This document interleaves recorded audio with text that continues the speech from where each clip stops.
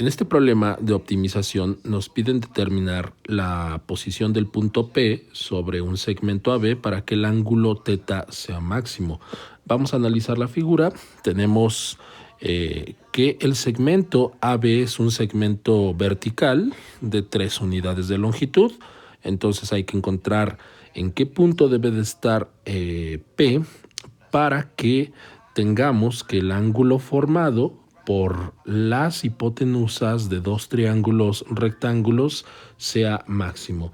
Como podemos ver, tenemos además las longitudes de los catetos de ambos triángulos. Es decir, tenemos que para el triángulo superior, el cateto que está en posición horizontal vale 5, mientras que para el triángulo inferior, el cateto en posición horizontal vale 2.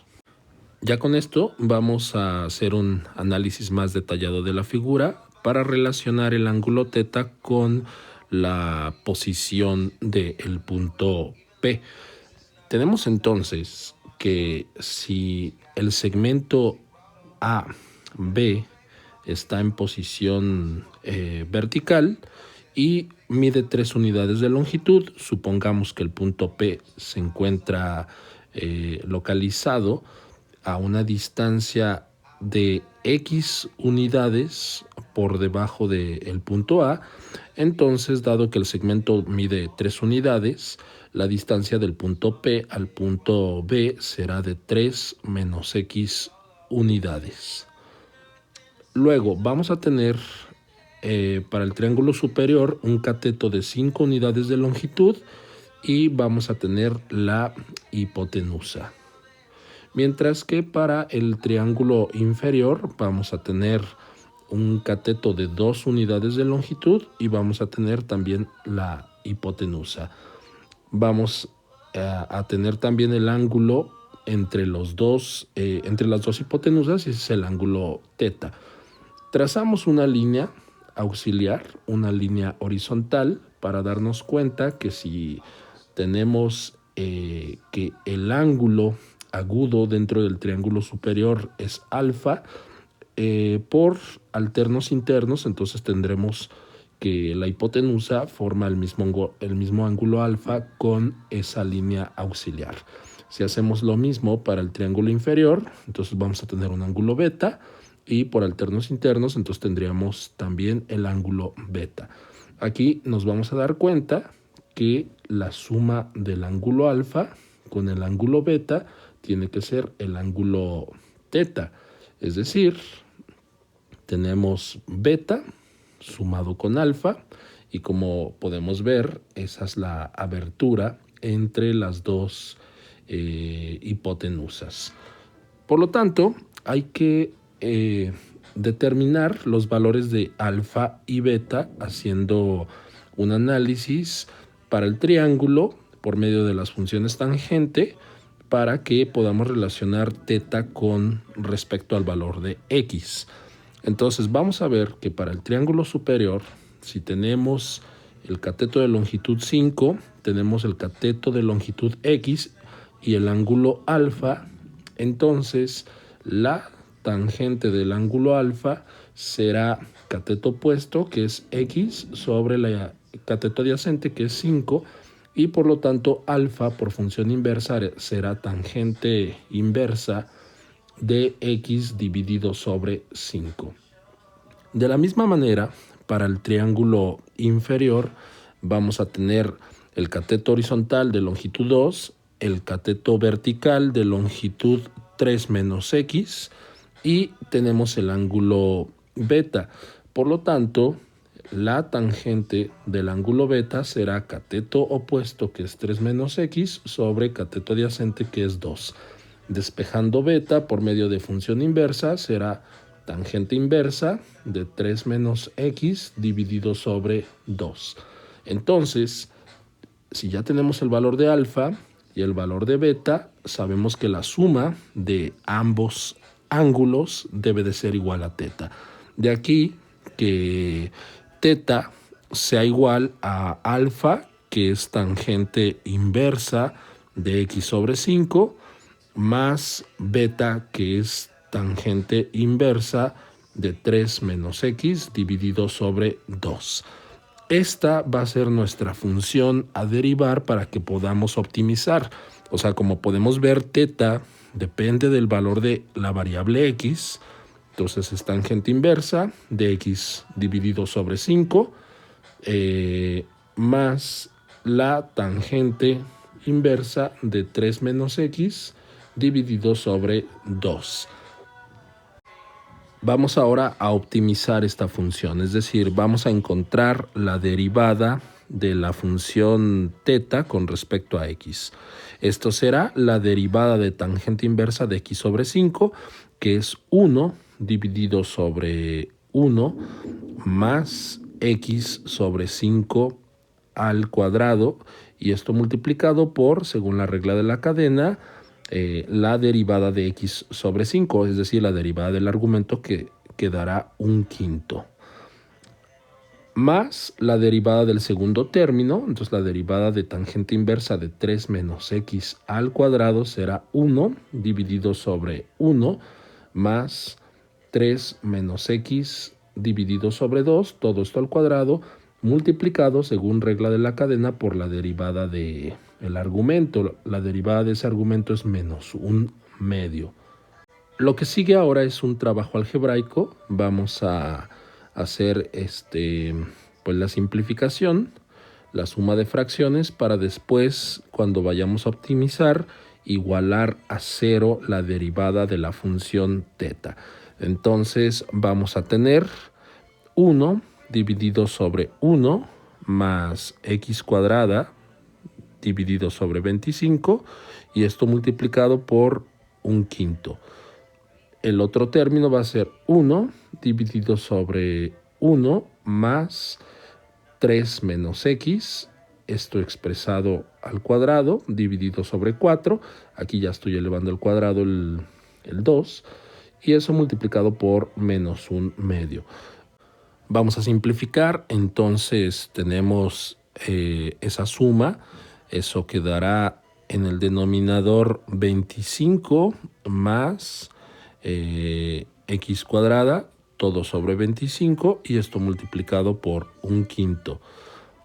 El siguiente término va a ser 1 dividido sobre 4 más el binomio 3 menos x al cuadrado sobre 4, y todo multiplicado por menos un medio. Vamos a tener entonces aquí que el 25 pasa al numerador, entonces quedará 25, pero se está multiplicando por un quinto, y esto va dividido entre 25 más x cuadrada. Haciendo lo mismo en el siguiente término, vamos a darnos cuenta que hay un signo negativo, entonces más por menos va a dar menos. El 4 lo podemos pasar de la misma forma, entonces 4 multiplicado por un medio, ya consideramos el signo negativo, entonces queda el factor de un medio, dividido entre 4 más 3 menos x, esto elevado al cuadrado. En la multiplicación, 25 por un quinto queda 5 enteros, dividido sobre 25 más x cuadrada, y en el otro término 4 por un medio va a quedar 2 enteros, dividido entre 4 más 3 menos x, todo al cuadrado. Vamos a desarrollar el binomio al cuadrado y después a sumar las fracciones. Entonces tendríamos 5 dividido sobre 25 más x cuadrada menos 2 dividido sobre 4 más 9 menos 6x más x cuadrada. Simplificando, 4 más 9 dará 13, y entonces el primer término sigue quedando igual. El segundo término nos queda 13 en el denominador menos 6x más x cuadrada. Ahora simplificamos las fracciones, entonces tendremos que el común denominador o el mínimo común múltiplo es la multiplicación de los denominadores, 25 más x cuadrada por 13 menos 6x más x cuadrada. En el numerador vamos a tener la multiplicación cruzada. 5 por 13 dará 65. 5 por menos 6x dará menos 30x y 5 por x cuadrada dará 5x cuadrada. Y de la misma forma, todos los demás términos son negativos por el signo menos que ahí tenemos. 2 multiplicado por los dos términos del primer denominador será menos 50 y menos 2x cuadrada. Aquí vamos a simplificar el numerador. Tendríamos 65 que se simplifica con menos 50. Pero antes vemos que el término cuadrático va a quedar positivo. Así es que 5x cuadrada menos 2x cuadrada dará 3x cuadrada. Tenemos un término lineal que es menos 30x. Y tenemos los términos independientes que se simplifican. 65 menos 50 dará 15 positivo. Esto va dividido entre el producto de los denominadores, que lo seguimos dejando expresado. No es necesario desarrollar la multiplicación porque al momento de igualar a 0 y resolver la ecuación que nos queda, esa multiplicación desaparecerá de la ecuación. Esta es la función derivada. Así es que para optimizar la derivada de teta, que es esto que tenemos aquí, tiene que igualarse a 0.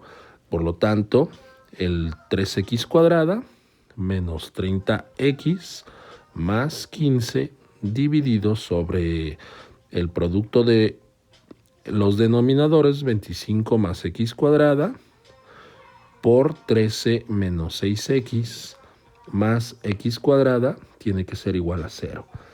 La ventaja entonces aquí de tener igualado a 0 es que cuando multiplicamos ambos lados por la cantidad que está en el denominador, esto desaparecerá y nos quedará la ecuación cuadrática 3x cuadrada menos 30x más 15 igual a 0, que se puede simplificar en sus coeficientes dado que tiene tercera.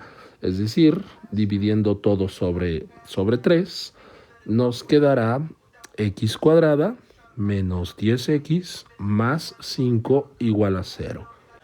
La resolución de la cuadrática nos lleva a soluciones irracionales con valores de 5 más menos 2 raíz de 5.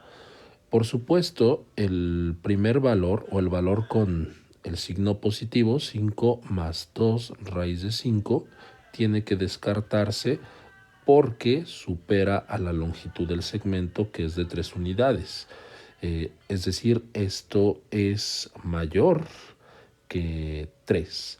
Mientras que si tomamos el valor con el signo negativo, es decir, si x es 5 menos 2 raíz de 5, esto es aproximadamente 0.53 unidades.